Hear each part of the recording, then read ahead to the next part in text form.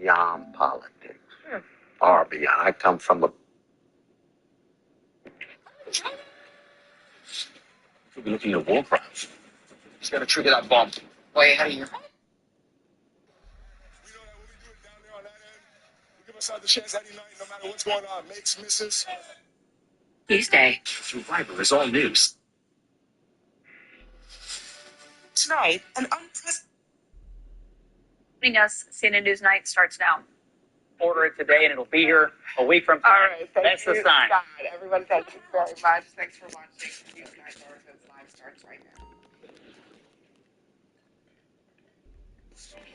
Tonight, President Trump demanding $230 million from, well, taxpayer wallet. Why? His grudges. The conflict of interest you'd be hard-pressed to find even in a legal drama. But can he legally do it? Will surprise you. Plus, a Jeffrey Epstein survivor sends a message to the world. Don't be fooled. Jim Dupre's new memoir is out. It's reigniting questions about who knew what. And more workers feel the squeeze from the government shutdown, prompting many people to ask, why isn't anyone actually talking?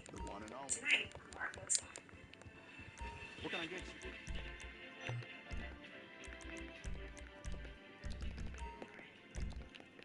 Forget payback's finished. Keep your eyes open. Yes, I'm talking about you. Us, really, because it may be your, our, the we money, the American taxpayers money that pays President Trump for something he sees as a years-long injustice against him. Read it right here, straight from the New York Times. Trump said to demand Justice Department pay him $230 million for past cases. Yes, you're reading and hearing that correctly. Trump wants to figure the payback. He wants to payback. It is the same DOJ that investigated him in the first place that may end up facilitating the writing of that check. The DOJ now has acted to prevent people who've been loyal to him, some of whom actually stood by Trump or were his allies, counsel in court. Well, let me cut to the chase, people, because I know you are wondering the very thing that everyone is. It's one thing and one thing only. Your question, I'm guessing, can he do it? The short answer is yes. Yes, you can. Yes, you can sue the federal government, and people do it every single day. And yes, they can decide to settle with you. They also do that every day. But you know what is very different here, and you do not see every day, every year, every decade, every presidential term? The person doing it as the president of the United States. Now, technically, he was not the current president during this election. But it's exactly what was going on. The Times says that Trump felt administrative claims before he was reelected to the presidency. The first was in 2023, allegedly seeking damages in the election investigation.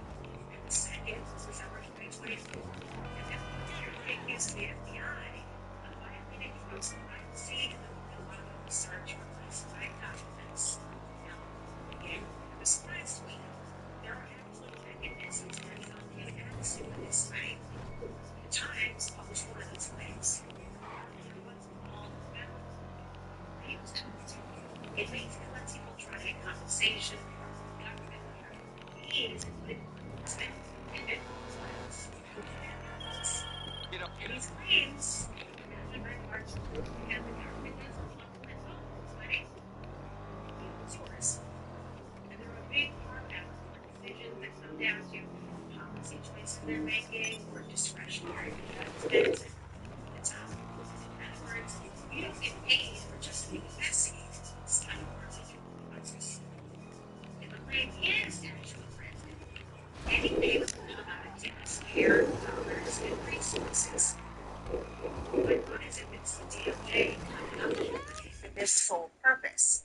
The president did seem to allude to the idea that these claims. The last thing I heard him say was, Dave, help me. Don't say words of Loved people. He loved me. He doesn't know, he didn't have a stranger. He made it impossible. Buenas noches. Hoffman says he's gotten help from the community and Possibly no. I don't know how to say that. investigation. I don't speak Espanol. No hable en español. Witnesses say the circling before the crash, and the NTSB is investigating the cause. All three people on board were purchased in the The federal government shutdown is now entering its fourth week. Today, the Senate failed 111 urgent demands to reopen the government. Democrats say it's all fine until Republicans address their health care concerns. Of course, the recent shut down is now tied for the second longest in U.S. history, with President Trump today insisting that his party will not back down or concede to the Democrats' demands on health care. It comes as both parties still say there are no active negotiations underway. While the federal government food assistance program could still be at risk if this shutdown continues. Now, 3 full weeks into the government shutdown, President Trump says he's willing to meet with Democratic leaders, but on one condition. You know, I'd like to meet with both of them, but they said little caveat. It will only be if they let the country go. And unfortunately, don't speak English. I'm just wandering around Twitch looking for anything. Well, thanks for stopping in. I appreciate it. Even if there's a language barrier. Democrats continue to hold out for extended Affordable Care Act subsidies and reversals to cuts to Medicaid. Decisions made or not in the next 10 days will determine whether working families can afford their care in state. Affected Americans are desperately looking to Republicans, a party in the majority, to do something about it. As a stalemate drags on in some states. So where do you live, Malex or Malex? Since you speak Espanol.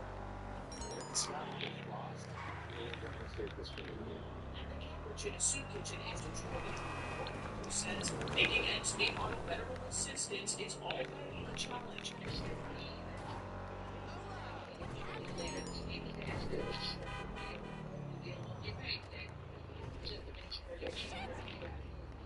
The shutdown also continues to impact tourism in the nation's capital. News facility museums and outdoor attractions are being closed indefinitely. Now, the Senate Majority Leader says the Senate will take up a separate bill this week to pay essential workers during the shutdown. Reporting from the White House, Erica Brown, WWL, Louisiana. In your breakdown, Donald Trump is not the first president to remodel the White House, but there is heated debate over whether this went through the proper approval process. Techno Cruz dug into the historic East Wing Monday to begin building the 90,000-square-foot ballroom expansion. The Trump You're going administration nowhere! interfere with the existing Drown you in your own building. Come on, bitch, let's do it! Cover! Find cover! An indoor pool, Truman added a bowling alley. Existing tennis court into a basketball court in 2009. But there is a standard process to approve those renovations. The White House is managed by the National Park Service and operated by the Executive Office of the President's Facilities Management Division. 4437. That's where any idea for a proposed change to the White House begins. The National Capital Planning Commission has oversight of the next step. It sometimes takes them years to assess the potential historic or cultural impacts of a major change. The Trump campaign has not submitted any plans for that commission to review, but it is closed anyway due to the government shutdown. The Commission of Fine Arts, also currently shut down, should have had a say in Trump's ballroom plan, too. The National Trust for Historic Preservation wrote to all of those agencies I just mentioned with deep concern, urging them to, quote, pause demolition until plans for the proposed ballroom go through the legally required public review processes. The Society of Architectural Historians is urging the administration to follow a, quote, rigorous and deliberate design and review process. Trump brushed off criticism Tuesday as manufactured and the January 6 riots is back behind bars. This time it keeps it threatening to assassinate one of the top-elected Democrats. Christopher allegedly sent text saying counselor and minority leader Michael Jeffries, quote, must be eliminated. He had been charged with making terroristic threats. CBS News has been trying to surge of residents of Congress with more than 14,000 supporters passing all of 2024. Attorneys for Palestinian activists Mahmoud Khalil are fighting to keep the Trump administration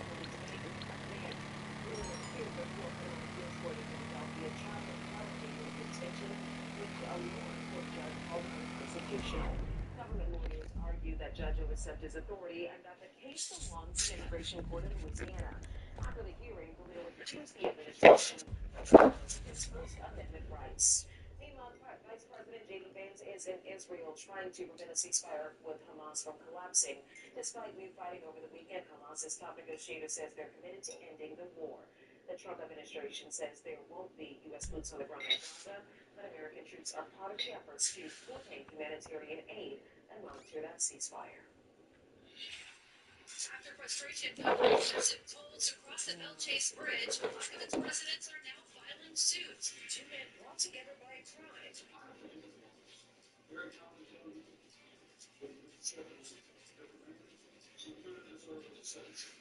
Now share their story of hope. What I write is translated, so unfortunately, I don't understand. Anyway, I wish you good night. Power is on an historic run. St. Louis heads north for that story.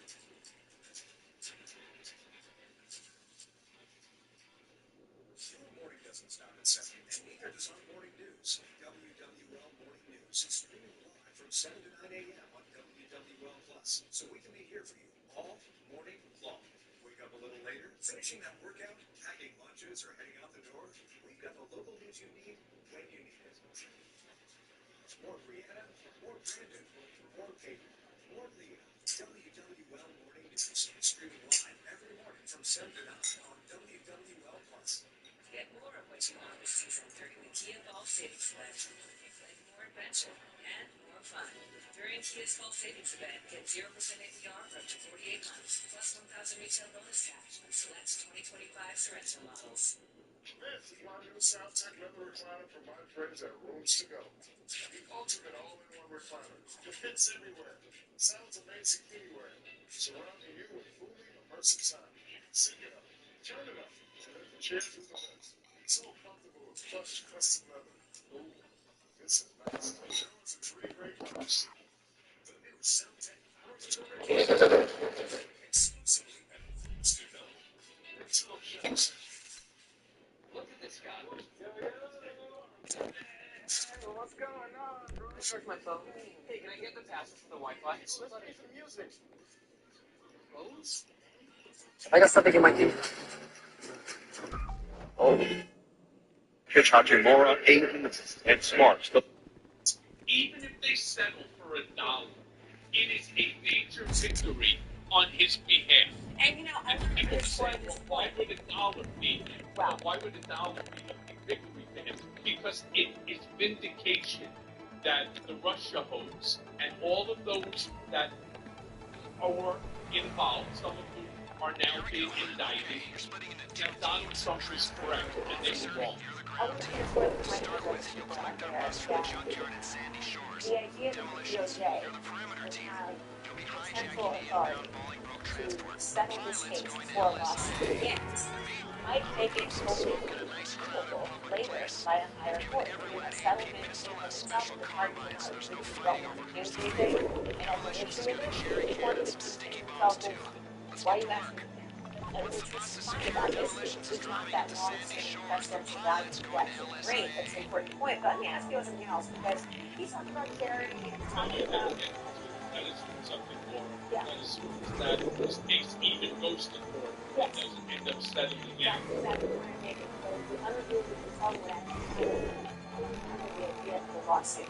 Let me turn to the idea here of what's happening in the White House. We're talking about what's happening in the White House. He's talking about charity. Maybe it goes to charity, maybe it doesn't. Maybe it goes to charity at the ballroom. I don't know what the charity is. I do know they talked a lot about building this ballroom, and we've seen its demolition begin. We swing for a ballroom. What do you think? Well, he's obviously looking to leave his mark on this presidency, but this is only... This is a good one. I hear your point, right? You'd like to find You'd like to find Yes, but multiple. I mean, we're now talking about not just the East Wing with this new ball, but you also are in discussions about the Arc de Trump, which is to mirror the Arc de Triomphe in Paris. On top of that, there are right now House resolutions within which to place his image on Mount Rushmore. Moreover, you have the other side of the coin, there are many aspects of this presidency that will ultimately be, let's just say, a very significant branding mark for the Trump family name should these issues end up coming to fruition. We'll see. Michael Cohen, thank you so much. Always good to see you, Dawn. Me too. Ahead, much more now from Olympic. Got Elliot Williams here on set with you to run us through what happens next. Plus, quote, that period. Straight from your memoir. It's out today. Read the book. You've dug through the allegations. We'll take the fallout. He's going to get a little upset about that. Yes. Running out of time, things softness on the inside. That's finished. We should working with the state. You realize some homemaking stuff are worth the risk. That's what we call leaf filters to protect our gutters. Filters, patented filter technology. Leaf gutters for good. Guaranteed. Liberty Mutual customizing. I'm one of those Liberty Mutual commercials where they stand on the Statue of Liberty and talk about how Liberty Mutual customizes their car insurance. Yes. Huh? What happened to this one? Zingles. Oh, I like it. How are you doing today?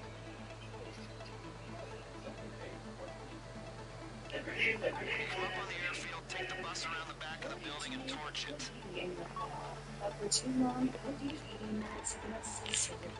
Giving thought to the start of this safe for even glitches. That's why we made Lucia Ready, the first eating med that works on both brain and body, with sildenafil and tadalafil to help optimize your body's natural response, and apomorphine to complement that reaction in your brain. So don't just get a reaction. Get ready. Exercise using an attack chopper at Lagos and Kudo. It's currently sitting west of the airstrip. Requisition it, get airborne, and protect your plane. That aircraft must be attacked to get Rezhnowski out of the country. Complex care journey simpler with comprehensive coordinated care for better patient outcomes. Now Sarah's grandma doesn't spend all day at the infusion center. She gets her treatment at home with Evernorth's specialty pharmacy of freedom. So Sarah never misses storytime. Evernorth's specialty services. Jack used to suffer from what felt like a cold and flu hangover in the morning. Now he uses reason at nighttime to sleep like he's not sick. It relieves your symptoms to help you get to sleep early in the morning, so you're ready to go. Mucinex nighttime symptom relief. Sleep like you're not sick. What's your problem? Miralax works naturally with water in your body. Miralax, free your gut to free your mood. For more fiber per serving than any other gummy, try Mira Fiber. At Dell Web, there's a lot to say yes to, especially when you can do whatever you want. Based stored trails, parks, gardens, plus innovative formats, to build brand. There's no better time to start. So you're waiting for savings.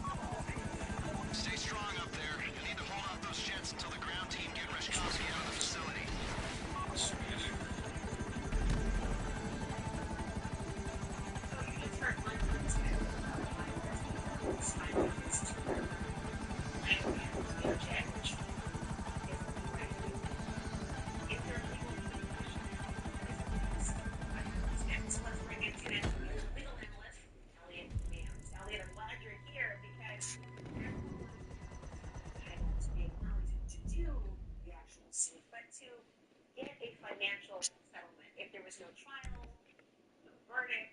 Where did it stand? Everyone's entitled to their rights. 73 degrees. Trick or treat time will be in the 60s and falling into the 50s. Very low humid air and very chilly air as we wrap up the month. And even as we wrap up the month, we're still in hurricane season. Tropical storm Melissa has developed. It's actually the first named storm in the Caribbean this season. Everything else, other than the Bay of Campeche, has been in the Atlantic. This system, though, is not likely to affect the United States at all. And I say not likely. There's always a chance maybe near Florida, but even that is not looking very likely. In fact, we're not going to see much activity from this over the next 5 days. The 5-day forecast from the Hurricane Center basically has it sitting almost where it is right now and slowly moving toward Jamaica. Could be an issue with a very slow-moving system with rainfall across parts of the Caribbean islands, something that they will be watching closely. May not even move out of the Caribbean and into the Atlantic toward the middle to end of next week. So this may be something that we're talking about for a while. Not a threat for us. We are done with hurricane season. 80 degrees are high tomorrow. Notice our morning lows 50s and 60s. You'll have the chill in the air, especially north or south of the city on Thursday morning, high of 81. A little milder as we head toward the weekend. A chance of rain Sunday morning. Few isolated showers possible early next week. Stronger cold front on the way before Halloween.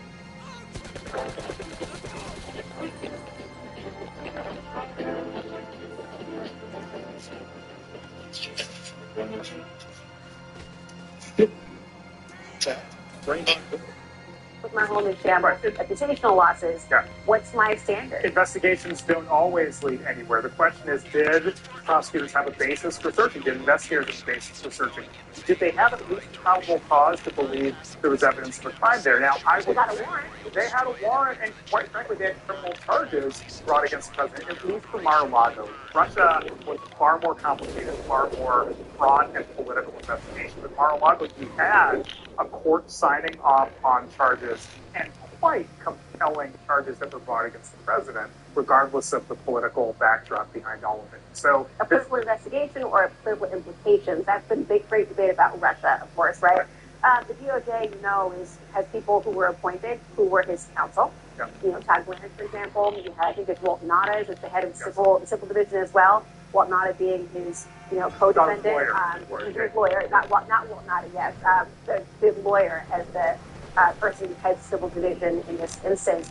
The fact that these two are potentially those who could sign off on a settlement, what does this process look like? There's one way this process should work, Laura, and that is for the president to wait until January 20th or 21st, what is it looking to do with 2029, and once he's not president anymore. This is a minefield of potential ethics questions based on the things you've identified there. Number one, his former attorneys being the ones who are going to be assessing. But even setting that aside, he's a president of the United States, and the Justice Department that he oversees will be determining whether to assign $250 million to him. There's so many questions and conflicts and potential ethical issues that could be just resolved if he said, wait a second, time out, I might have a claim here, but after I'm president, we can resolve that. Certainly the Justice Department could honor that, but it just seems preposterous to have them weighing in right now, given, and even setting aside the question of who they are, the fact they were his attorneys, the mere fact that he's president just sort of makes it smell sort of bad. And by the way, it would toll, now that he's the president, he could say, I want to bring this later. Wouldn't he run some sort of period? None of us know. We're in the wild lookout. No, I think nobody knows. Now, I think he would go to a court and say, it is not practical to have the Justice Department weighing on this for a president, and I think a smart court would agree with that. It just doesn't. We are in such uncharted territory with this one. It's so bizarre. It's hard to see where it goes. You mentioned ethics. I think Bondi fired the top ethics advisor at the DOJ earlier this year, so we'll see what the perspective is. Okay? Elliot Williams, thank you so much. Up next, we got a lot more ahead. The shutdown is now tied for the second longest shutdown ever. And the reality is, things are not getting done. People are losing their jobs, and no one's done.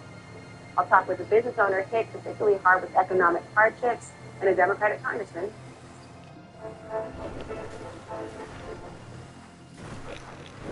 Fast create factory-grade digital solutions to perfect your process.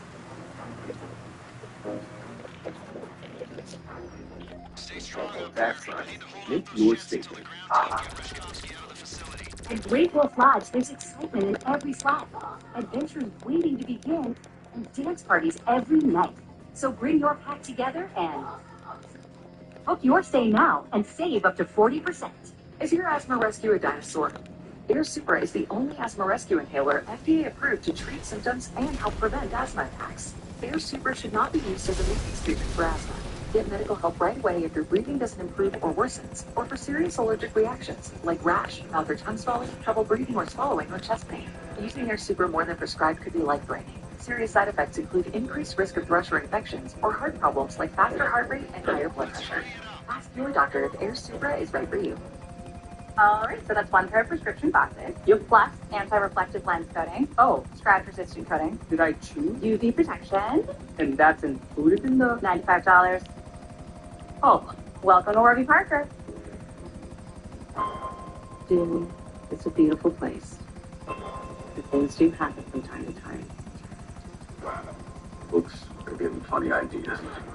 Keep the people you love close. Your lives and There's something here. Something bad.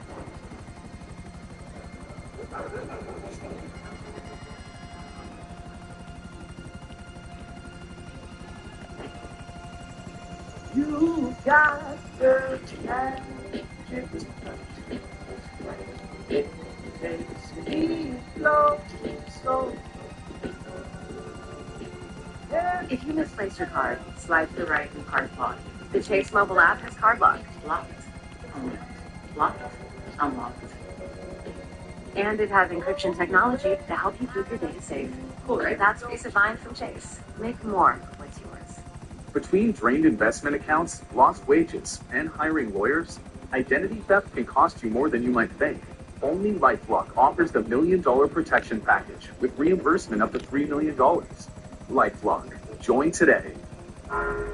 It's the final game, folks. Which one is this? Quarterfinals, and from the quarterfinals, you got a chance to make it to the dome. We talk about it all the time, every day. Like Coach asks, he said, "Which I want? Which I want?" Nice.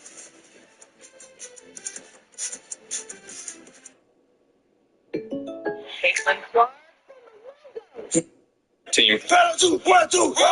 In Kentwood, Seth Lewis, Clinically proven to strengthen our teeth. I would recommend this toothpaste to everybody. It's really an amazing product.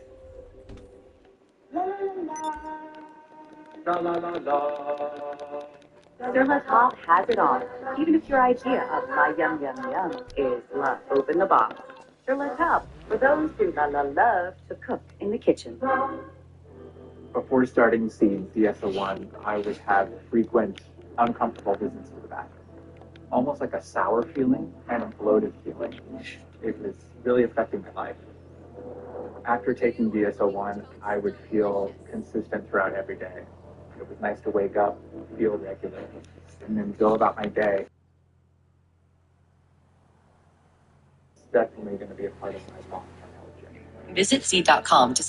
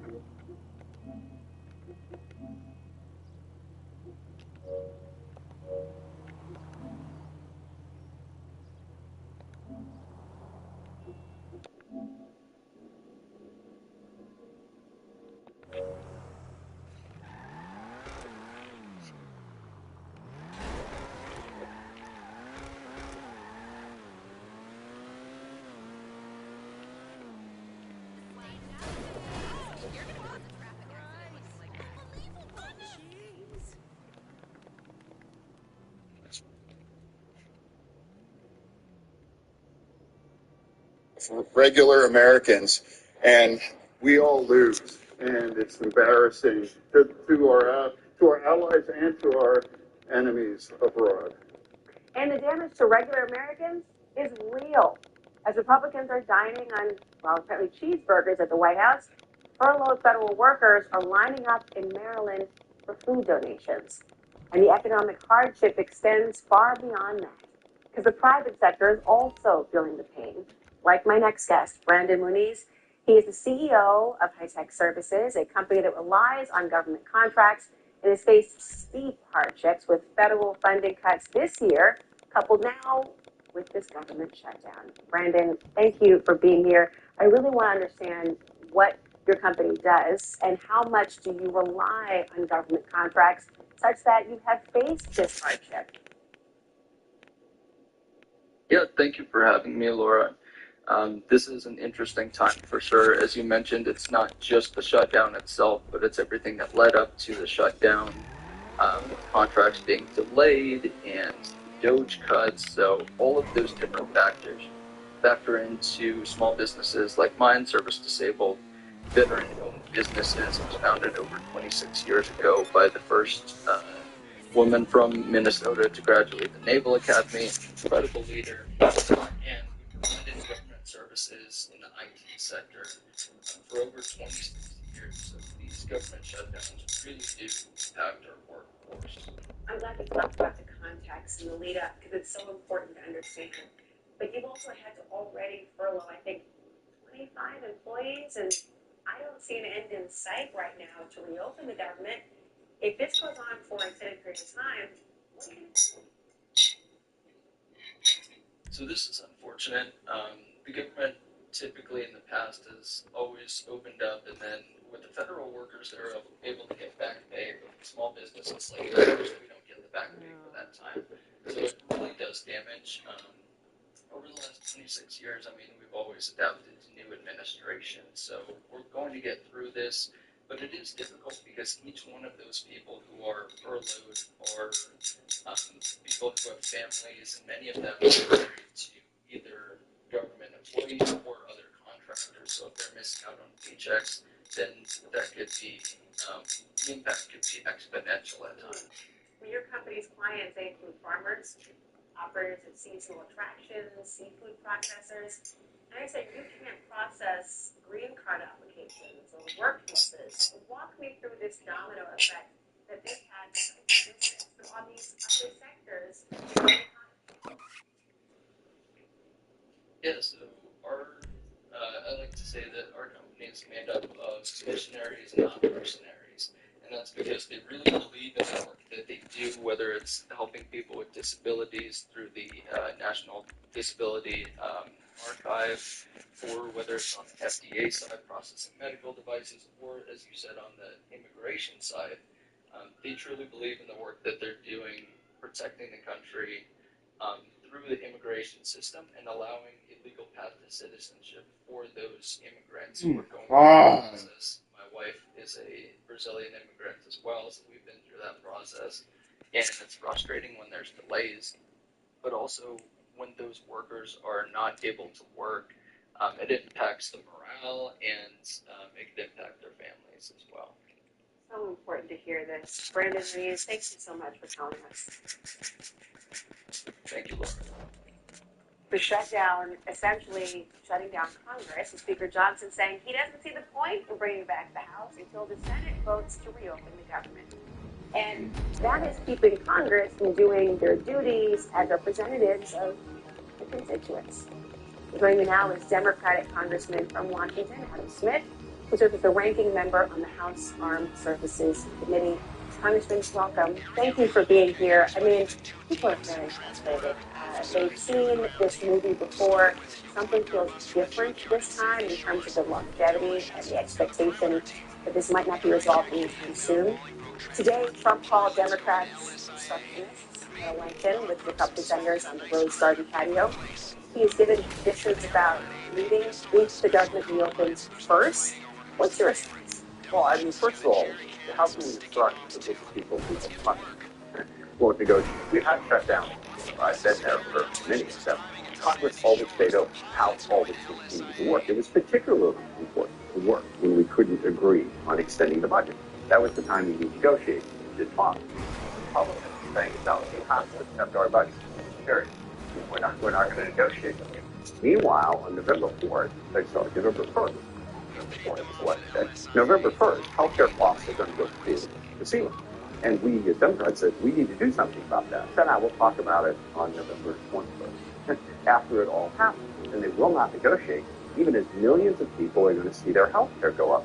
And for Speaker Johnson to shut down the United States House of Representatives, to refuse to appoint the member of Congress elected from Arizona, I mean, this is obstruction of democracy. Democracies can get together and we negotiate. But also, in addition to the health care problem, Donald Trump, as Brandon mentioned, had been doing this long before October 1st, long before the shutdown. Doge had fired hundreds of thousands of employees, frozen hundreds of billions of dollars in programs, disrupted business all over the place. And that is another issue that we Democrats want to see addressed. What Republicans want is they want us to simply vote to continue Donald Trump's budget and Donald Trump's government. And we got a whole series of very legitimate objectives. Now, if they want our votes, come talk. Let's negotiate. Otherwise, they ought to just do it with Republican votes. Healthcare, very significant, but one of many issues facing constituents. And I'm curious, as the ranking member of the House Armed Services Committee, how is this shutdown directly impacting your ability to investigate, have hearings, find out information about areas that are even outside of that healthcare realm? Well, Congress is not in session. We're not meeting as a committee. We're not doing oversight. But keep in mind, the Trump administration and the Secretary of Defense, Secretary Hagseth, and this DOD have utterly frozen out Congress. They are not being transparent. They are not communicating with us, certainly about the strikes that are going on off the coast of Venezuela. They have basically frozen Congress out. But this whole thing... And you can't have these hearings then. You've asked for hearings at work. You can't have hearings when we're not in session. You're not even having a hearing report. Now, honestly, if you look at some Trump fired all the inspectors, all the judge advocates, all the ethics, oversight. I walked in there and changed 1,000 issues, but it all comes down to the thing. Donald Trump wants to consolidate the power of his leading Congress. Vidya, as you've seen the bosses, kicked the out last. They all want so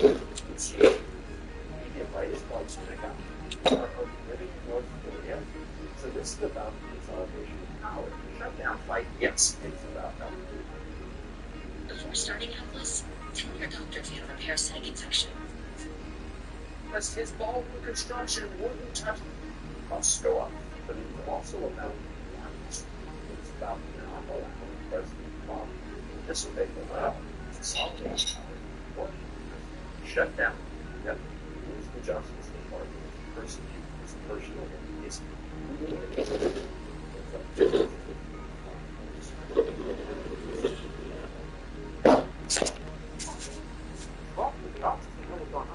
Yes, that's the same. As I said, Trump's going to negotiate with Hamas, but he won't negotiate with the Egypt restriction. It is a challenge to the fundamentals of democracy in this country. And the collateral damage, the American people. I want to be clear on that. Look, the impacts of the shutdown are devastating. So why won't Donald Trump negotiate with us? Why won't Mike Johnson bring the Congress back into session and negotiate with us to open up the government and fix this problem instead of saying, no, you have to vote for my autocratic government or I'm not going to talk to you. That's not the way this process is supposed to work. Congressman Adam Smith, thank you for joining. Thanks for your chance. Next, Virginia Giuffre's memoir has been released, but in it, she's not naming any new names. Why? I'll talk with a reporter who's been all over this story. Picture this. Stick a motherfucking fork down in that food and put that shit in her mouth and take that fork and put it back in the tray and close that bitch up like this. So in other words, it was giving the food wasn't good. Listen, and she looked at the screen, and I was waiting for her to give the address of the restaurant. Bitch, and I had said, if that girl give the address of that restaurant, the stock will plummet tonight. Because if she didn't enjoy the food, She didn't eat like that. If she didn't eat like that, the way she stuck that fork in there and put that shit, I was like, the thought was plummet. right. She spared those people. She spared those people. And this is what I try to tell y'all girls. You girls that's in business, I want y'all to understand this. You girls that's in business, and y'all be playing up under my comment section from your business page. Right. Y'all be doing all that transphobic shit and doing all that shit from your business page. Man, I will tear your business apart. Have the phones hanging off the hook. Ma'am, I will tear your business easy. If it matters to you, it matters to us. Michael's Custom Framing. Sensitive skin? Meet your match with our most moisturizing formula ever. Creamy lather. I will go in there and do a review on your bill and see some of the girls that we have no hair company. I'm like, you have the wrong, you're playing a danger. You would rather take, you need to make a dummy page. Right. Don't do this from your business page. That's so good. Not while you sell it. I'm in a business, you sell hair. If I put the link to this wig in the comment section,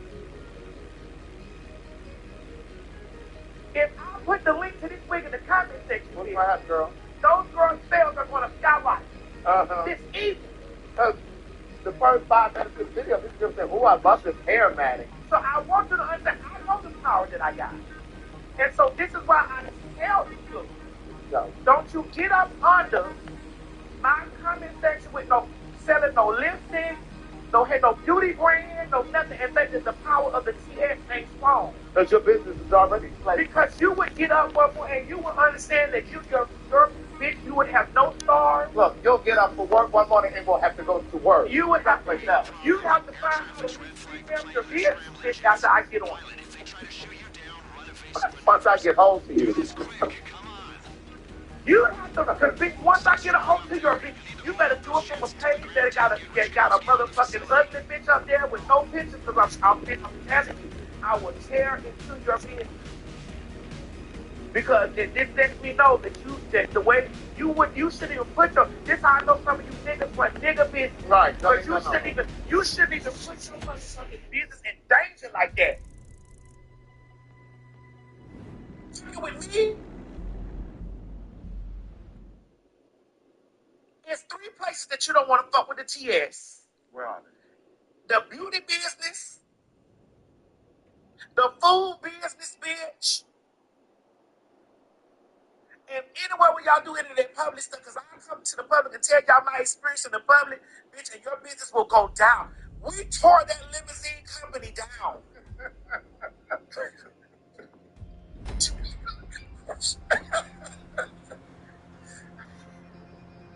When I tell you that Black Lane car service is still struggling, it's still over there picking up the fractured pieces of what she did to them.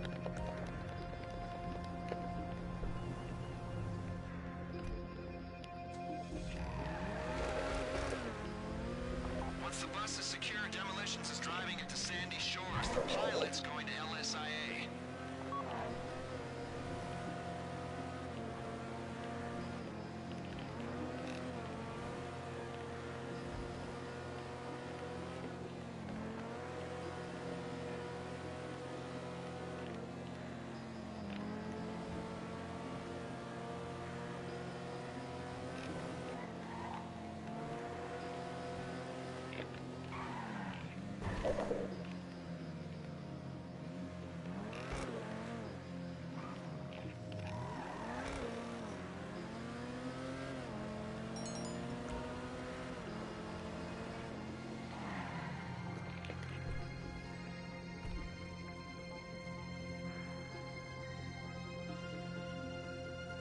We've paid them off at LSIA. They'll open the gate and let you on the runways.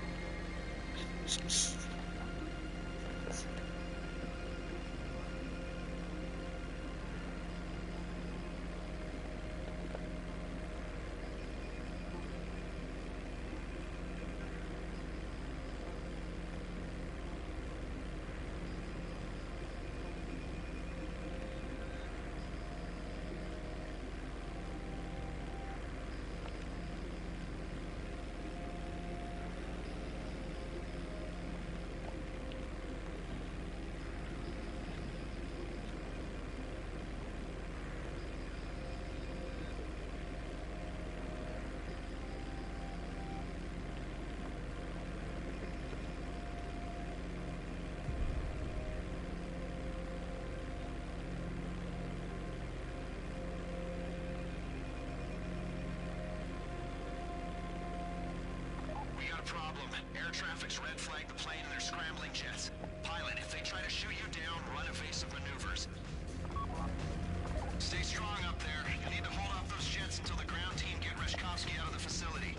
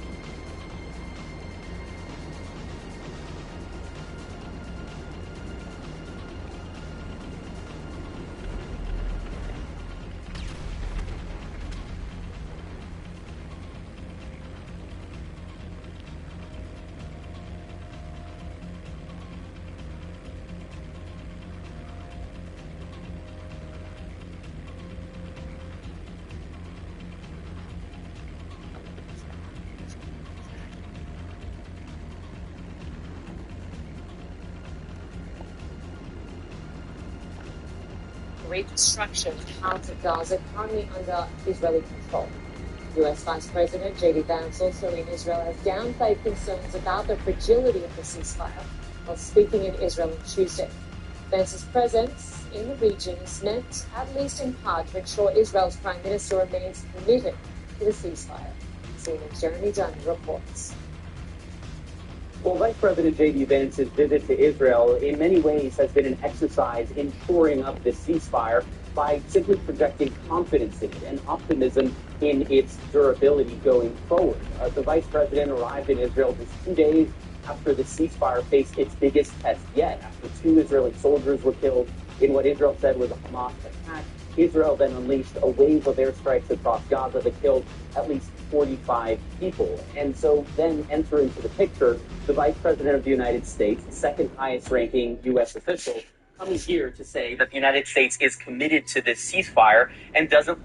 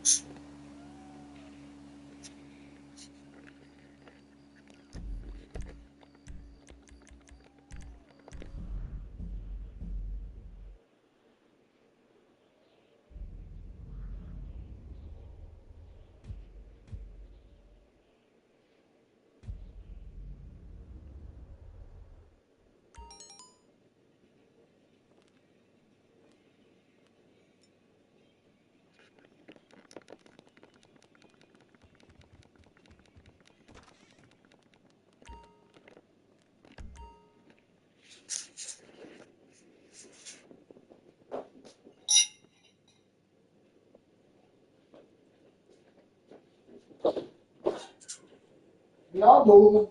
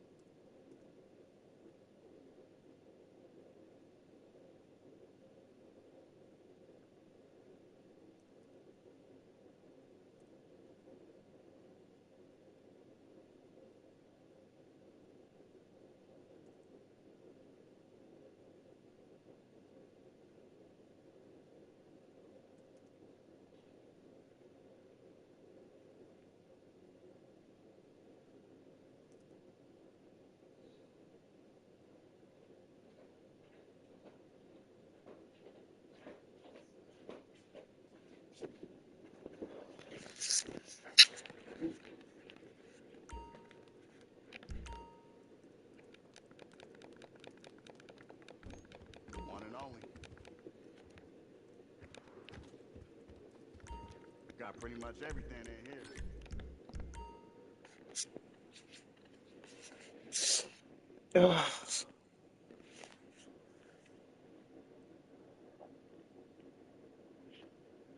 Me and the army are through, but I still got Anti-immigrant protests have broken out in Dublin, Ireland, following an attack on a young girl. Protesters set fire to a police van on Tuesday and clashed with officers. All of this happening near a building where police said a man has been arrested and charged with the girl's assault. The head of Ireland's largest opposition party says the suspect had been issued a deportation order back in March. Walmart is America's largest private sector employer and now says it's pausing job offers to foreign candidates who need an H-1B visa to work in the U.S. The Trump administration has started enforcing a $100,000 fee on that visa designed for high-skilled positions. CNN's Ivan Watson looks at how these changes are affecting foreigners who had planned to work in the U.S. Good morning. Good morning. Good morning, everyone. They run America's biggest tech companies, Google, Microsoft, Adobe, IBM, all four Indian nationals who started out on student visas and then H-1B work visas. Well, I've always said, as an immigrant to this country, it's given me everything that I have. For decades, the H-1B has been the golden ticket, turning students into CEOs and dreams into careers. So prized that in India, some temples are dedicated to praying for visa approval. But the Trump administration is cracking down. Train Americans, stop bringing in people to take our jobs. That's the policy here, $100,000 a year for H-1B visas, and all of the big companies are on board. H-1B work visas will now cost employers $100,000 apiece. Until recently, nearly 70% of those visas went to Indian nationals. We're not going to reveal your identity. Many Indians in the U.S. now facing crushing debt with little chance of finding work in the U.S. Right now, How much are we talking about in terms of U.S. dollars? so it's more than $90,000 for me. And I took a pretty hefty loan. So for somebody like me who doesn't really have generational wealth back home, it was a big and heavy investment. It almost feels like you're not wanted here. Online, hostility is rising, with some people calling foreign workers job thieves and outsiders. The message, go back home. It's a climate of fear and uncertainty. And it goes against what we've been conditioned to for the past 20, 30 years, that you work hard, you study, you get the grades, you get admission, you get the scholarships or you pay the tuition, then there will be a reward, and you will be able to prosper and you'll be able to contribute to the American growth story. U.S. government statistics show a sharp drop in foreigners with student visas coming to the U.S. in 2025 versus 2024, with the arrivals of students from India plunging around 45%. In India, the H-1B ripple effects are already visible. The dream of studying abroad reflected in entire neighborhoods of Indian cities. Tutors and students describe a recent shift away from studying in the U.S. Recently now, due to the Trump H-1B saga, I have decided to drop US from my plans. I'm looking into European countries, maybe even India. And this appears to be the White House's message. International students should no longer dream of starting their careers in the U.S. Ivan Watson, CNN. Well, Donald Trump is taking aim at America's largest home builders amid the ongoing housing shortage. Coming up, why he claims they're responsible for the industry's affordability crisis.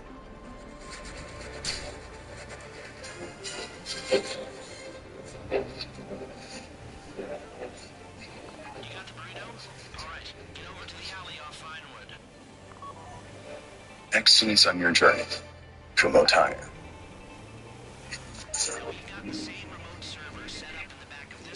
This 18-year-old was eliminated at his first ever international fencing competition in July.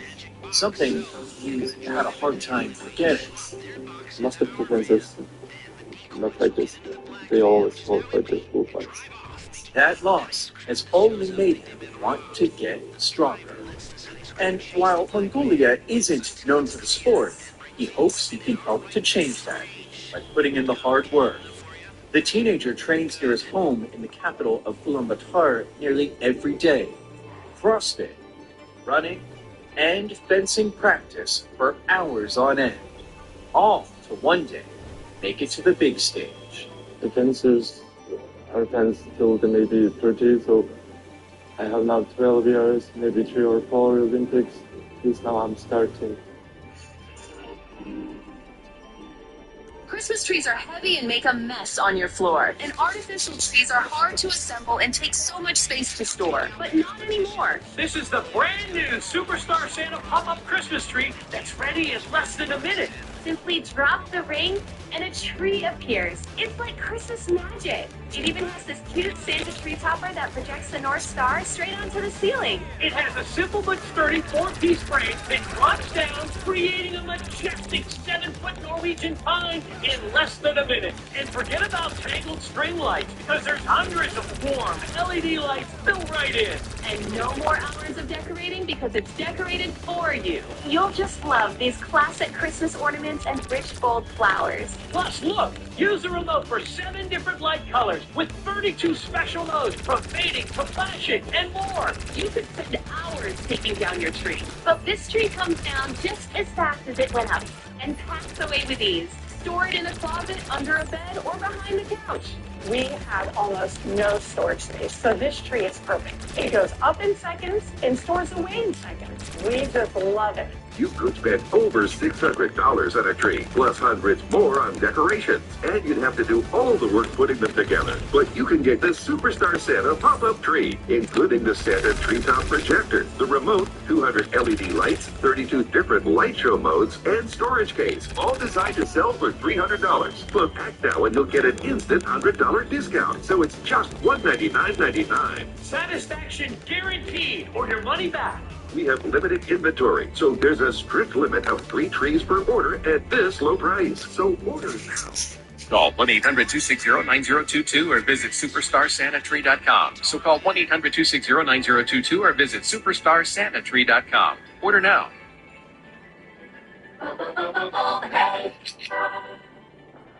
This is CNN.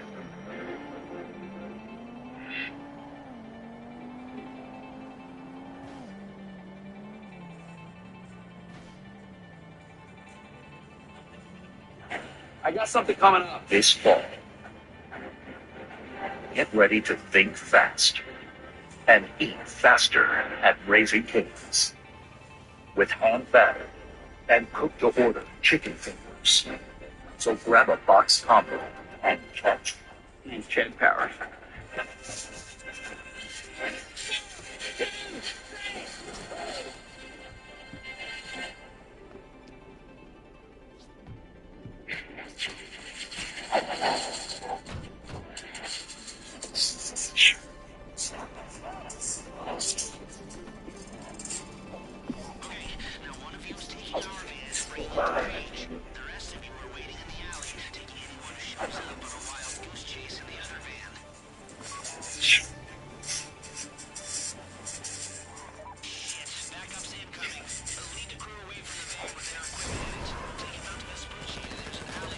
I'm Gabriela Frias in Mexico City, and this is CNN. Welcome back. President Trump is blaming America's largest home builders for the country's lingering housing shortage and affordability crisis.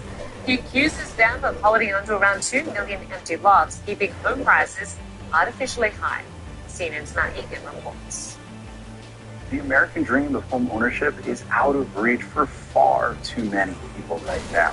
The president is right to be focused on supply because, yes, there is this long-running housing shortage. But the problem is that home building has never recovered from the Great Recession. Looking at construction starts of private housing units, and 20 years ago, there was a building boom.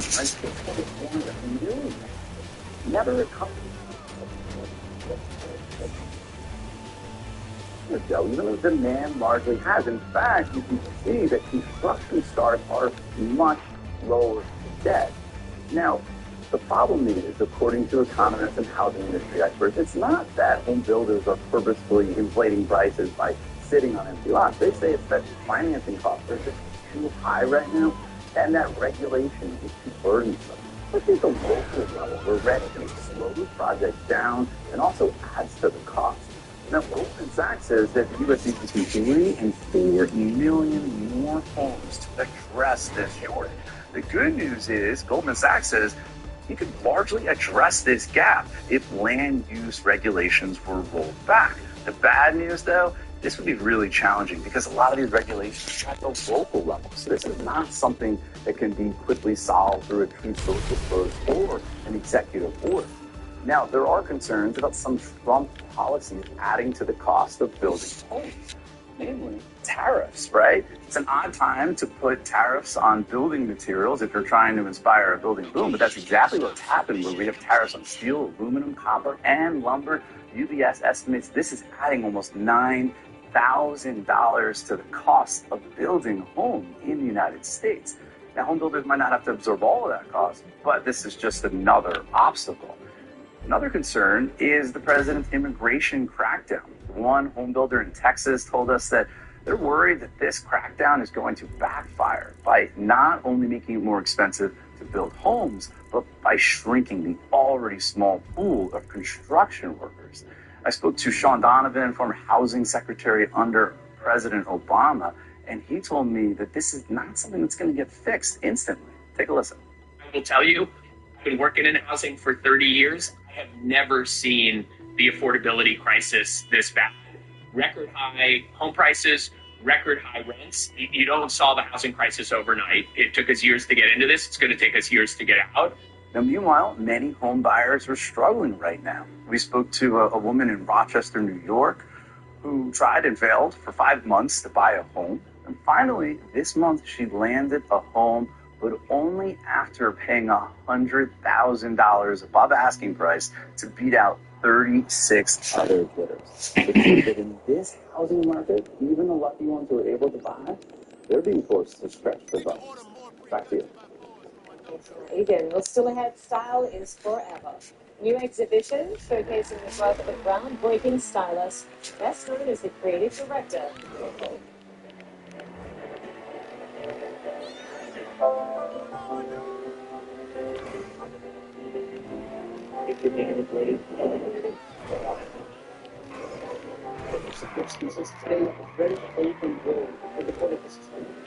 Why wouldn't we want children to fall in love with nature?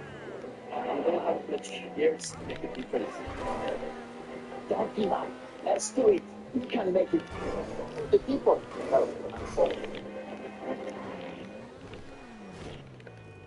Live from London, Global Perspectives. Join me here in London this November and let's explore how Africa is shaping the future of global business, innovation, and leadership.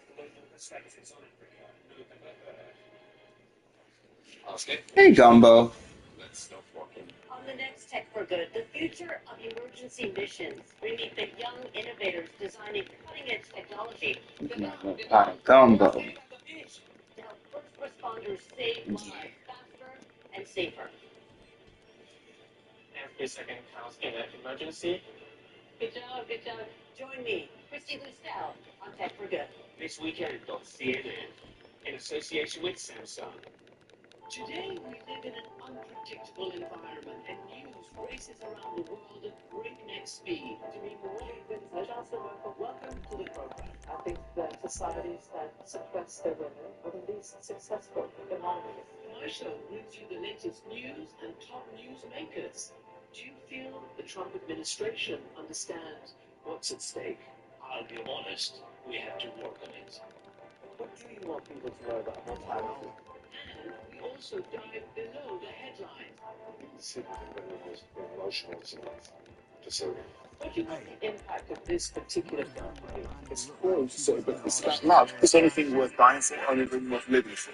It's crucial we make sense of what's happening and fully understand what's at stake. Does Europe have enough forces to patrol 1,300 kilometers of a line of contact against Russia? I'm on 4, weekdays on CNN. If you can keep your head when markets all around you are losing and you can't see a way through, if you can trust your instincts on when to buy, sell, or wait, and don't be tired by the waiting, and you can trade and not make money your master, is triumph and disaster in equal measure. If you can run with the ball and not be afraid of the bears, treating both impostors the same. For when we come together, we will make sense of it all. And then the business world will be yours and all that is in it. And what is more, my friend, you will be profitable. For you are indeed watching questions this day. In a divided America, where do I fit? You tell me. Abby Phillip brings all sides to the table. Can you name one thing you just hypocrisy is so ridiculous in all classes in session. To talk about the issue, Congresswoman, it is false. The answer is zero. The policy.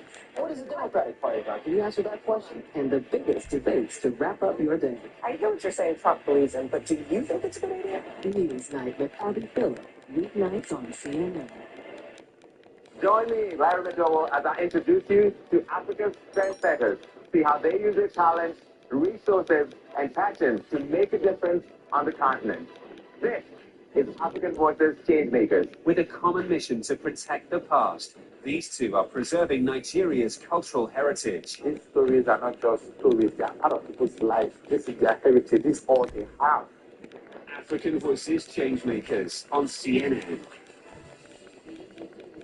The biggest trends, the latest business ventures, and the boldest investments pushing the continent forward. We're all required to build a better Africa. Who will see profit?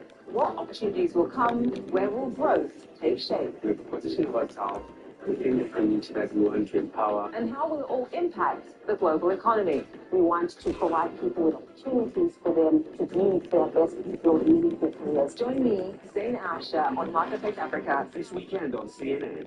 I'm Ben Wiedemann in Rome, and this is CNN. Welcome back. A new exhibition focuses on the style and legacy of Black cultural icon Andre Leon Talley, passed away in 2022. Talley's groundbreaking career took him to the highest echelons of fashion around the globe. He's perhaps best known for his longtime role as the creative director at Vogue. The exhibition, called Style is Forever, is presented by the Savannah College of Art and Design. It features dozens of looks from Talley's personal collection. CNN spoke with Scout's creative director and curator about the program.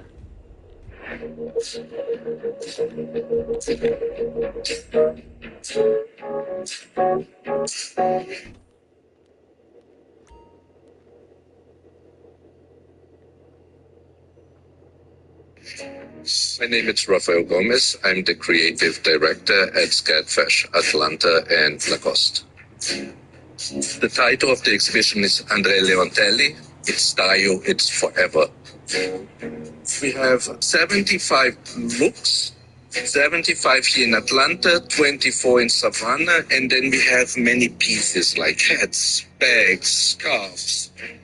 If you include photography, letters, and so we are around almost 300 pieces in the exhibition. The exhibition came together before COVID. I told Andre, we need to do an exhibition of your looks. And Andre, no, no one wants to see it. I was like, everybody wants to see it. You have so many amazing, stunning pieces from all the designers. And maybe one day I was like, no, we need to do it the next. And then he was very happy about the idea. But with COVID, we couldn't travel, everything stopped, and unfortunately, Andre passed. And later on, for our surprise, he left in his will so much to scared. He was the first man of color that penetrated into this fashion world that was so elitist, and it was so difficult for him. There was probably a little bit of a fantasy of me. Maybe I was like a black Amour, a black page like in the Russian court. But I had something to say, and I think the people who matter realized that. In a time before Google, because now we can ask everything through our phone. Before this, they needed to ask everything to Andre. Andre's superpower was his knowledge. Andre was so knowledgeable. Andre was armed with fashion. I could hear Andre all the time talking. Don't put my hands like that. Raphael, how can you do this? There are some looks that the tunics, the kaftans, they are floor lengths, or they have a train. You don't see what's underneath. Every single look has trousers underneath, has shoes underneath. I could hear Andre, how dare you put me out there in public without pants and without shoes? His sense of humor on top of it, it was like such an intelligent humor that was educating, it was entertaining, it was captivating. Looks like a great exhibition. Well, thanks so much for watching this edition of CNN Newsroom. I'm Linda Kincaid. I will be back at the top of the hour with much more news. Stay with us. World Sport is next.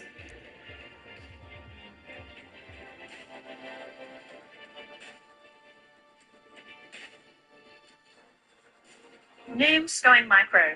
Micro habits, micro wins, microdose GLP-1s. And start. My weight won't budge. Been there, but Noom can help. Bye. Hello, Micro. Get started at Noom.com. Stay tuned to get this 14-piece complete knife set of $40 value free. Cooking rice just isn't nice. No matter how hard you try, it always comes out stuck on and dry. Until now.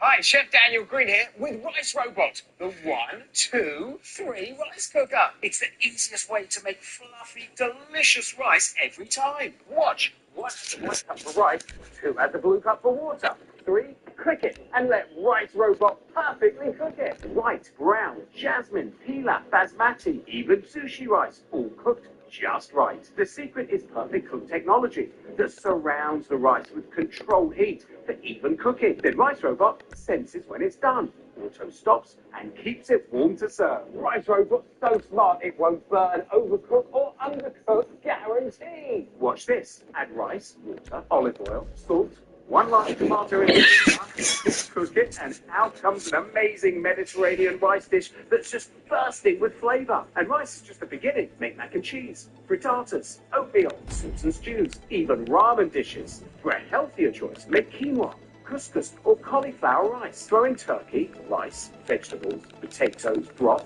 and bring leftovers back to life. Rice Robot is perfect for apartments, dorm rooms and RVs. And with a ceramic ultra non-stick interior, clean-up's a breeze. Call or go online now and get the complete Rice Robot cooking system with the steamer tray and 1, 2, 3 recipe guide, all for the special TV discount price of just $39.99. It comes with a 90-day money-back guarantee. But wait, there's more. We'll give you 14 razor-sharp knives. That's a kitchen full of knives of $40 value, absolutely free. Even ship your entire order free. Order now. To order, call 1-800-918-7289 or go to buyricерobot.com. So call 1-800-918-7289 or order online at buyricerobot.com today. How's it going, everybody? How are you doing? Good. My name is Ronnie Neville, and this is the Chopzilla. With all your chopping, your dicing, and your slicing, Grandma's got arthritis. She can't be doing that. Let me show you with a bit of an onion. Now, with an onion, pop them in there like so. Give it a bit of a tap. Oh, bro, seriously. You remember the last time you diced an onion? No more tears, only tears of joy. If you want to do your stews, your soups, now I'm going to do this really quick for you. Watch, look. Guys, you get the idea. It's like fast, gets the job done. No messing around. Rolling around, watch them. It's fun. How good is that? If you've ever done a fruit salad, the juice goes all over the chopping board. Watch this. Pop a bit of an apple in there. Give it a little bit of a push. Down he goes. His strawberries. Roll them around. Add a bit of cream to that. How good is that? Watch this. Nice. That's your cheese. Now, guys, I might make it look easy, but look, I want you to have a go. I'll pop the zucchini in here. Just give it a bit of a tap. Have a bit of a go. 2 hands like this. Give it a bit of a push. Is that easy? I'm also going to give you the grater attachment as well for your zucchinis, your carrots. Is that impressive or what? You get the Chopzilla with the regular dicer, the fine dicer, and the grater attachment, all 3 for just $29.99. But wait, to make this the best offer on TV, here's Ronnie with even more. I'm going to include the slicer attachment as well. Now, this is everybody's favourite. With your potatoes, sometimes they have a wobbly bottom, they'll wobble around. Just sits on the top like so, give it a little bit of a push. Nice and then nice. You get it all 3 blades, plus the free mandolin blade. That's 4 blades, all for just $29.99. And we'll even ship it to you fast and free. Don't miss out, don't miss out. Call 1-800-979-3173 or go to buychopzilla.com. So call 1-800-979-3173 or go to buychopzilla.com. Call now.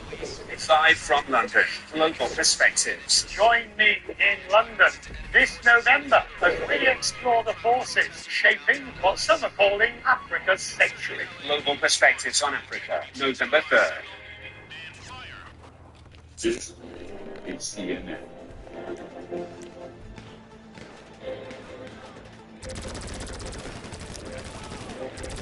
Hello and welcome to CNN World Sport. I'm John Riddell in Atlanta. We have been enjoying the Champions League today. Some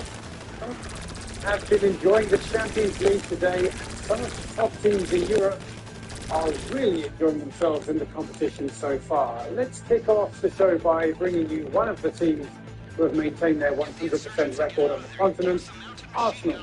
Remember, they made it to the semi-finals last year. They're looking strong again. The North London team putting Atletico Madrid to the sword in a second-half blowout at the Emirates. Gabriel put the Gunners ahead, and it was Gabriel Martinelli, another Brazilian player, who doubled their advantage just after the hour mark. And you must acknowledge the run there from Miles Lewis-Skelly to set him up. The Gunners were finding their groove, and it was another of their key men, Victor Gyokeres, who put this game out of sight with a quick-fire break. This was a comprehensive victory for Arsenal. Yet another clean sheet. 4-0 front score. 3 wins out of 3 now in the Champions League. Meanwhile, Manchester City are returning home with all 3 points after an away win at Villarreal in Spain. Of course, Erling Haaland was on the score sheet again, equaling Cristiano Ronaldo's career best of scoring 12 consecutive games for club and country. Bernardo Silva made it 2-0 shortly before half-time. That is City remain unbeaten in Europe this season. Earlier on Tuesday, Barcelona scored half a dozen goals in their demolition of Olympiacos at home. The Catalans moving on from their defeat by the defending champions PSG in their previous game. Luis Lopez showed with a hat-trick of goals. He scored twice in the first half for a 2-0 lead at the break. Meanwhile, then bolstered their lead with a penalty before a late flurry of goals sealed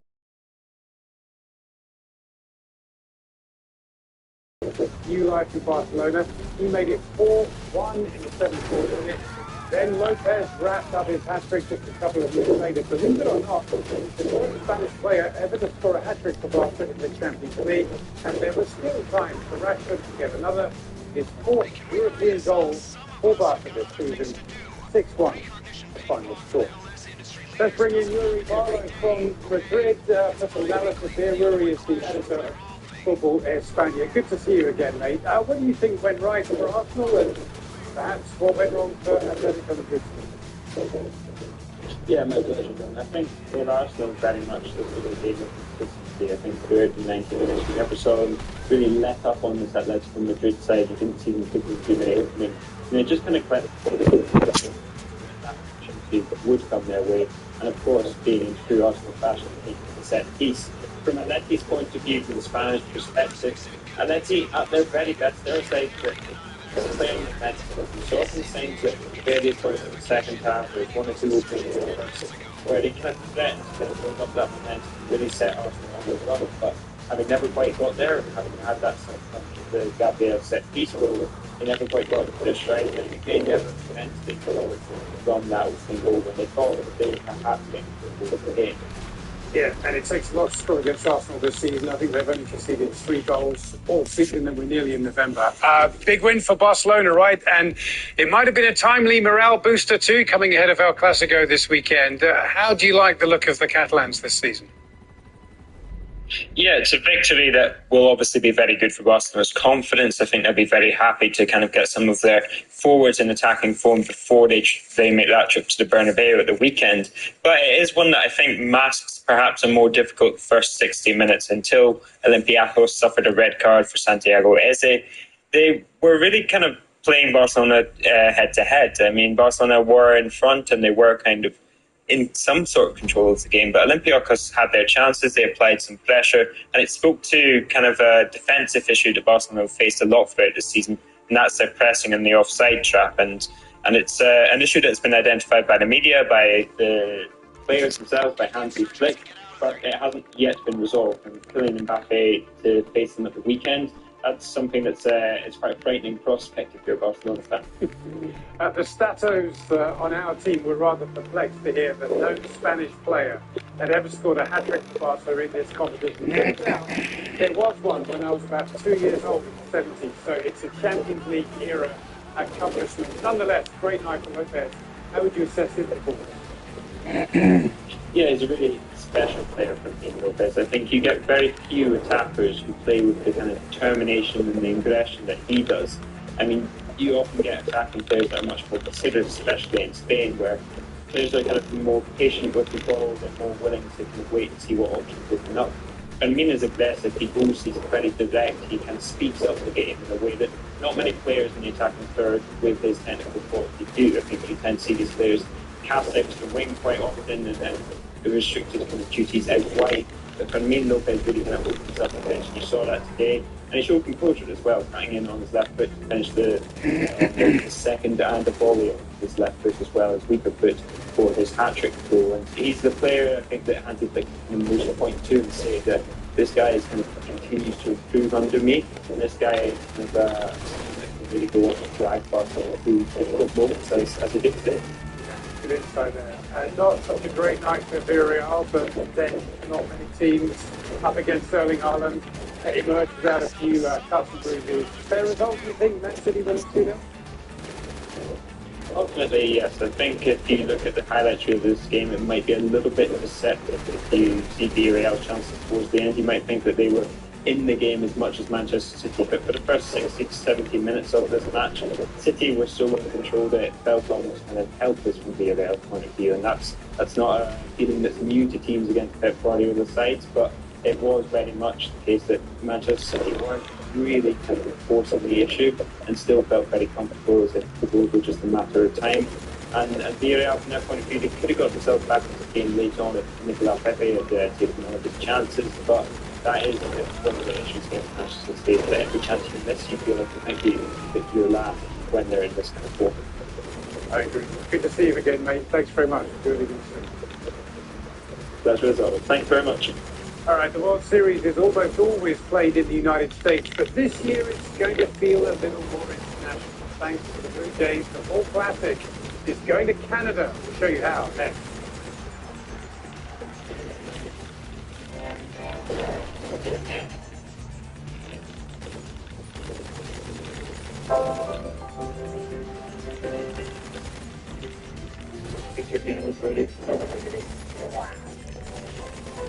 Everything which people say is very important role in the political system. Why wouldn't we want our children to fall in love with nature? We don't have much years to make a difference. Don't give up. Let's do it. You can make it for the people, health and soul. Okay, we're standing up. Let's start walking. On the next Tech for Good, the future of emergency missions. We meet the young innovators designing cutting-edge technology. Vietnam, we are staying at the beach. To help first responders save lives faster and safer. Every second counts in an emergency. Good job, good job. Join me, Christy Lucelle, on Tech for Good. This weekend on CNN, in association with Samsung. Join me, Larry McDowell, as I introduce you to Africa's trendsetters. See how they use their talent, resources, and passion to make a difference on the continent. This is African Voices Changemakers. With a common mission to protect the past, these two are preserving Nigeria's cultural heritage. These stories are not just stories, they are part of people's lives. This is their heritage, this is all they have. African Voices Changemakers on CNN. There is nothing more exciting than the prospect of Game 7 in sports. It's the last chance saloon in the playoff series. Winner takes all, loser goes home. But they've become a nightmare for Toronto sports fans. The Maple Leafs hockey team has lost their last 7 Game 7s. So with the trip to the World Series on the line, it was curious to see that the Toronto Blue Jays star Vladimir Guerrero Jr. turned up for Monday night's Game 7 against the Mariners wearing a Maple Leafs jersey. Blue Jays are going to write their own narrative. They had to come from behind against the Mariners. Seattle up in the third inning with a solo homer from Julio Rodriguez, putting the Mariners up 2-1. Then, in the fifth, their record-breaking catcher Cal Raleigh hit his own solo home run to put Seattle 3-1 ahead. His 65 homers in the regular and postseason combined, the most in American League history. But Toronto had their moment in the seventh inning.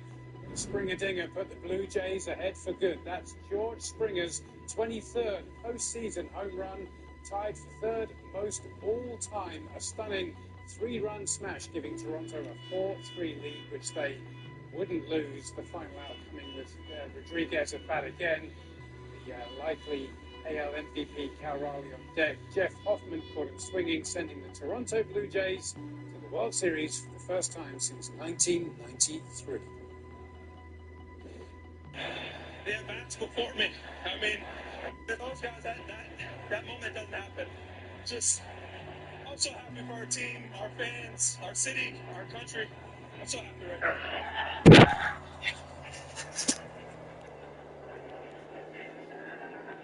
That is a locker room celebration and a half. Maybe it's a nightclub in South Beach or Vegas, whatever it is. That is a party 32 years in the making. Toronto will now face the mighty LA Dodgers in a 2025 cross-border World Series clash. Pretty easy night for the reigning champions Paris Saint-Germain, who thrashed Bayer Leverkusen away in Germany. Both sides had close to an hour with 10 men each, but PSG weren't complaining. They just went to town here. 7 goals, 6 different scorers. Desiree Doué got 2 of them late in the first half to put Paris firmly in control. And when the Ballon d'Or winner Ousmane Dembele came on as a second-half sub, he didn't need long to find his footing, scoring within just 3 minutes of being on the field. European champions are purring 7-2 the score. That's now 3 wins out of 3 for PSG. There were no less than 43 goals scored in Europe on Tuesday night. Newcastle got 3 of them. Big night for the Magpies against Jose Mourinho's Benfica at St James's Park. Anthony Gordon opened the scoring in the 32nd minute before a Harvey Barnes brace secured all 3 points. His first there, very well taken. Didn't have much to aim at. Across the goalie, that was a surgical strike. Gordon then involved again 7 minutes from time as Barnes made it 3-0. As you can see, St James's Park was hopping.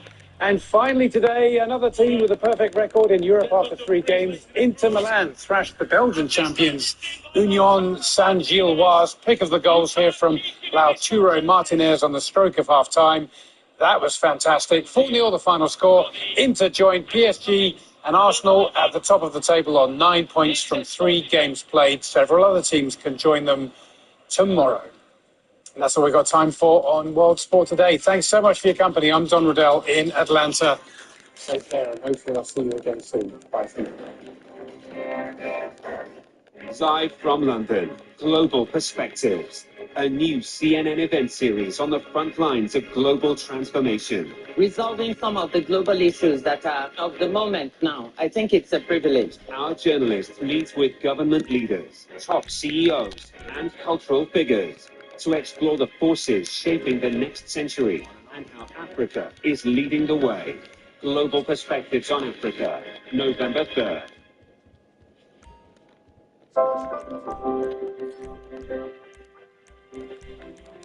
Your game is ready. Wow. Every single species play a very important role in the whole ecosystem. Why wouldn't we want our children to fall in love with nature? We don't have much years to make a difference. Don't give up. Let's do it. You can make it. For the people. So, and so. weekdays on CNN. Tonight on 360, the stories that matter. This whole area is just engulfed in flames. From a trusted voice, a fearless eyewitness. We just got a red alert to go down to the bomb shelter. Anderson Cooper 360, weekdays on CNN.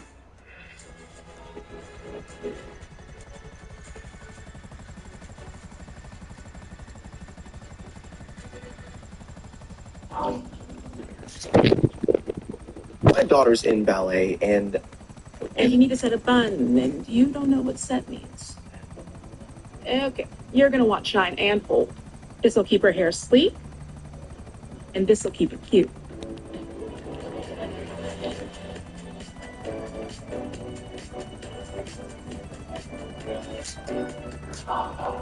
Get beauty from people who get beauty.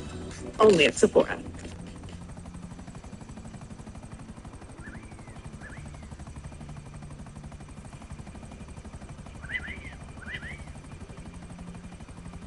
How is it Australians are so laid back? It's simple. As it unfolds, and make sure the information is relevant to you. In a world packed with noise, facts matter. That's what we do here. This is The Brief. I'm Becky Anderson at the Louvre, Abu Dhabi. This is CNN. Hello and welcome. I'm Linda Kincaid. Great to have you with us. Ahead here on CNN Newsroom. Drug war or targeted killings? President Donald Trump and leaders of Colombia and Venezuela have very different views of the U.S. strikes on boys. Now, UN experts are weighing in. Ceasefire on the brink. The U.S. vice president is in Israel, racing to shore up a fragile truce that may already be unraveling. His mission to stop Prime Minister Netanyahu from walking away from the deal. Plus, Russia continues to attack Ukraine as a meeting between Trump and Putin is cancelled. Is Putin playing Trump? That story coming up. Live from Atlanta, this is CNN Newsroom with Linda Kincaid. UN experts are sounding the alarm over the Trump administration's actions and threats directed at Venezuela and Colombia, calling them an extremely dangerous escalation that could impact peace and security in the Caribbean. The experts say covert action in South America and threats of armed force violate Venezuela's sovereignty. President Trump says he authorized the CIA to operate inside Venezuela to curb illegal flows of migrants and drugs, and is also weighing military action as part of a pressure campaign to oust President Nicolas Maduro. The experts also noted reports of the U.S. military buildup in the Caribbean, as well as recent strikes on alleged drug trafficking boats. Those strikes prompted strong criticism from Venezuela's neighbor Colombia and are fueling the growing tensions between Colombian President Gustavo Petro and Donald Trump. Y aumenta en Europa. Eso se llama dominio. That's domination. And it's why Trump got angry when I refused to buy his claim that he's preparing to invade Venezuela over drug trafficking. It's a lie. They've already killed 27 Latin Americans, innocent fishermen or not, with missiles, violating international law. This disproportionate force is a war crime. I'd say the same if Colombians were victims. The real motive is to seize Venezuela's oil, which will be worthless in 20 years anyway. CNN's Juan Carlos Lopez has more now on the warning from the UN. The report by 3 United Nations experts urges the United States government to cease what they describe as unlawful attacks and threats against Venezuela. They state that covert action and threats of using the armed forces against the government of Venezuela violate that country's sovereignty and the United Nations Charter. According to the experts, even if the allegation that vessels the United States military has attacked in the Caribbean are linked to narcotics trafficking were true, the use of lethal force in international waters without proper legal basis violates the international law of the sea and amounts, according to the experts, to extrajudicial execution. The United States has attacked at least 6 boats and a semi-submersible it claims were involved in transporting illicit drugs and killed at least 32 occupants. 2 survived. And even though they were described as terrorists by the Trump administration, they were repatriated to Colombia and Ecuador with no charges filed against them. The Ecuadorian government said there was no evidence linking their repatriated citizen with illegal activity. The report says, and I quote, "The long history of external interventions in Latin America must not be repeated. The international community must stand firm in defending the rule of law, dialogue, and the peaceful settlement of disputes."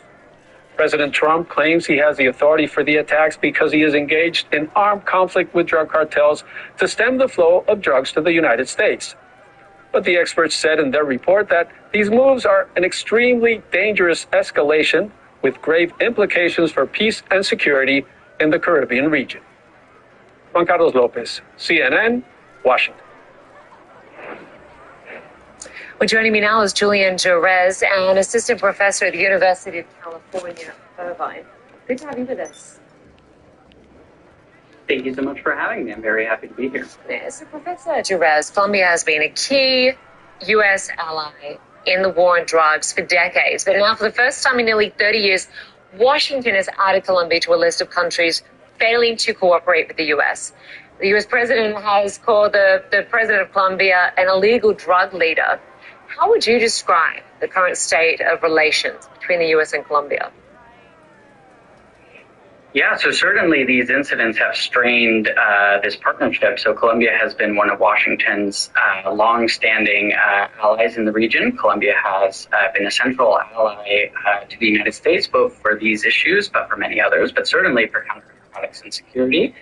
Especially since the planning of the large aid package of Plan Colombia in the early 2000s. But over time, and since especially the beginning of the second Trump administration, that cooperation has been steadily eroding. So even before these incidents, U.S. assistance has been already reduced by about a quarterful, from about roughly $400 million to $100 million this year. And President Trump is also threatening additional tariffs that might further weaken the relationship. And of course, in response, President Petro of Colombia says it'll stop the purchase of military hardware from the U.S., a major shift given the historic military partnership. Do you see that as symbolic or the start of a real foreign policy pivot? Yeah, I do think that this represents a reversal of longstanding U.S. strategy toward Colombia. So for decades, the goal of U.S. policy has been to balance both sticks and carrots, right? So sticks would be security assistance to help crack down on drugs, but also carrots meaning sort of like incentives to help reduce the reliance on drugs. So this would be increased trade and interrelationships between the countries, development incentives aimed to strengthen legal economies in Colombia and reduce the reliance on drugs. The current approach, I think, marks a shift toward more coercive measures. We're talking about aid reductions, militarizations, but I think these are all really linked rhetorically to the President Trump administration's language on drug control, crime, and migration. So it fits in within the broader administration, I think. The U.S., of course, has begun launching military strikes in the Caribbean, targeting what they say are drug boats, including one allegedly linked to Colombian rebels. The rebels, Girl, you got me any confused. association. The others have all been from Venezuela, although U.S. officials haven't provided any evidence for the details about who was killed. And the U.S. also says the CIA will be operating covertly in Venezuela. What are the legal and diplomatic risks here? Yeah, so I do want to clarify that I'm not a lawyer, but at the same time, legal specialists have rightly raised concerns that these actions are violating international law.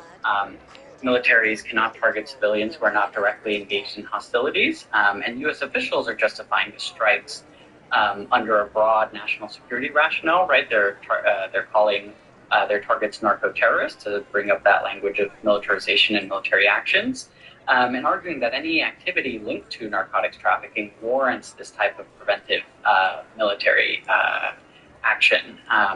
And this is the first, unilateral U.S. military action in Latin America, really since the invasion of Panama in 1989. So we're seeing again that shift from cooperative bilateral action to fight on this issue toward more U.S.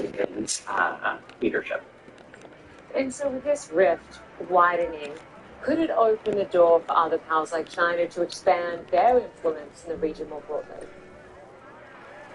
Yeah, certainly. So I do think, especially if tariffs sort of weaken Colombia's legal export sectors and other types of institutions that have helped support this kind of stability in Colombia. Coca cultivation has been growing in Colombia in recent years. Yeah. Other types types of substitution programs for crops. We'll take it. Different types of more, like I mentioned, incentive-based initiatives that the U.S. Was using to try to sort of like increase their influence. As the U.S. takes a step back and enters into this more punitive role, this helps other actors such as China, who are increasing engagement in the region, have a little bit more of an open freeway. Julian Jerez, appreciate your time tonight. Thanks so much. Thank you so much for having me. It's been a pleasure. Welcome to the game.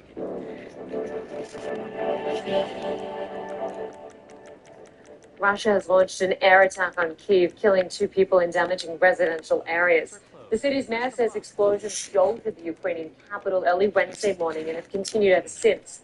Russia has been ramping up its airstrikes on Kyiv and Ukraine's northern regions in recent weeks. On Tuesday, Russian drones struck the city of Sumy, where emergency officials say 9 people were injured. Moscow is once again targeting power facilities to wipe out heat and water for Ukrainians as they head into winter. Ukraine's president says Russia has become less interested in diplomacy now that the U.S. has refused to provide Ukraine with long-range Tomahawk missiles. Volodymyr Zelensky says Ukraine's ability to strike deep in Russian territory might be the key to forcing Vladimir Putin to consider a peace deal. But President Trump insists the war should end right now with the battle lines as they are. He has said he would meet with Russia's president within a few weeks. CNN's Christian Holmes. Damn. 2 weeks or so to no meeting at all. It seems as though this sit-down between President Trump and Russian President Vladimir Putin is currently on ice. Now, President Trump was asked about this when he was talking to reporters in the Oval Office. Here's what he said. I don't want to have a wasted meeting. I don't want to have a wasted time, so I'll see what happens. Now, this is really quite stunning. A waste of time. This is completely different from what we've been hearing from President Trump. Damn. Days, but just to take you back in time as to how we ended up here, a reminder that it was just over a week ago that President Trump was flirting with the idea publicly of giving these Tomahawk missiles to Ukraine to fight against Russia. These are these long-range missiles that could go deep into Russia. Then, on Thursday of last week, President Trump got a call from Russian President Vladimir Putin. Those Tomahawks were raised, as were a number of other things. President Trump came out of that meeting saying that he was going to have a sit-down with Vladimir Putin again, even though he had a one-on-one with him in Alaska that yielded little to no results, but that meeting was going to be in 2 weeks or so, pretty quick. Now, we started getting word that it might not be happening. All right, I'm going to be it. Position late on Monday night when we were told that the 2 leaders who were supposed to meet ahead of Putin and Trump, which were Secretary of State Marco Rubio and Foreign Minister Sergei Lavrov, had canceled their meeting. Administration officials saying that the 2 of them had a productive call, and because of that, an additional sit-down was not necessary. Well, one thing to keep in mind here, this was something President Trump had said was going to happen, that these 2 leaders, Rubio and Lavrov, were going to have their meeting before the big sit-down with Putin and Trump. With that off the table, it became clear, we heard from an administration official, that this meeting was not happening in the immediate future. Now, why exactly seems to be up in the air, but we do know that Rubio had this phone conversation with Lavrov on Monday, and the results were no meeting with them, and now no immediate meeting with President Trump and Putin. So we'll, of course, be tracking this down to see what exactly happens next and what we hear from the Kremlin on President Trump now saying this is a waste of time. Kristen Holmes, CNN, the White House. Well, the U.S. delegation is in Israel trying to shore up the ceasefire deal in Gaza following Sunday's deadly violence. Hamas has handed over the remains of another 2 hostages. The Israeli military has identified them as Ari Zalmanovich and Tamir Adair. They were boys from the kibbutz near Oz, in southern Israel. 85-year-old Zalmanovich was the oldest hostage taken, according to the Missing Families Forum. Well, the U.S. Vice President, J.D. Vance, has downplayed concerns about the fragility of the ceasefire while speaking in Israel. Vance's presence in the region is meant to, and at least partly, to ensure the Israeli Prime Minister remains committed to the ceasefire. CNN's Kevin Liptak explains. The Vice President, J.D. Vance, is in Israel to try and shore up support for the ceasefire that President Trump helped broker. And it was evident as he was speaking during a press conference on Tuesday that the administration still views this truce as delicate. Now, Vance did say that the ceasefire is, quote, going better than I expected, but neither he nor the other officials who spoke, which included the president's foreign envoy Steve Witkoff and his son-in-law Jared Kushner, offered many details about the next phase of this ceasefire proposal, which includes having Hamas disarm, rebuilding the strip. Y'all have a good night. I will see y'all later. So it was evident that there remains a lot. Make sure y'all brush y'all teeth before y'all go to bed. Doing in Israel, And I will see y'all later. Good night. Holds its commitments to keep this ceasefire in place. As one